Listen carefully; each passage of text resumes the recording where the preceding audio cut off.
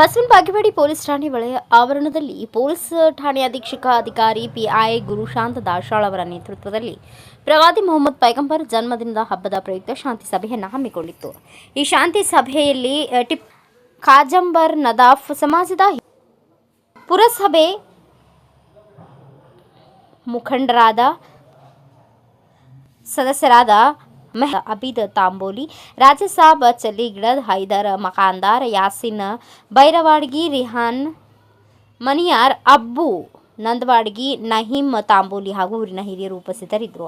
ಉದ್ದೇಶ ಇಷ್ಟೇ, ಪ್ರತಿ ವರ್ಷದಂತೆ ಈ ವರ್ಷವೂ ಕೂಡ ಇನ್ನಿತರ ಈದ್ ಮಿಲಾದ್ ಹಬ್ಬ ಶಾಂತಿ ರೀತಿಯಿಂದ ಆಗಬೇಕು.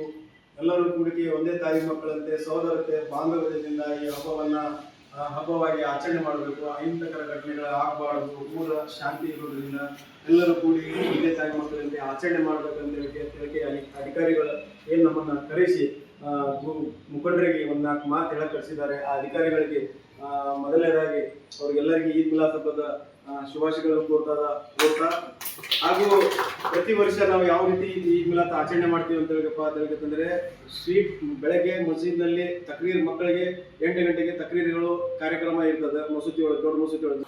ಬ್ಯೂರೋ ರಿಪೋರ್ಟ್ ಕೃಷ್ಣ ರಾಠೋಡ್, ಭಾರತ ವೈಭವ news, Basavana Bagewadi. Thanks for watching. Read, discuss and debate with editor Dr. Yan Prashant Rao. Wanted reporters in print, digital and visual media for Bharat Vaibhav Daily Newspaper, BV News 5 Channel and BV Fast Web News from all the talukas of Karnataka, Goa and Maharashtra. If interested, send your resume to 9019229369.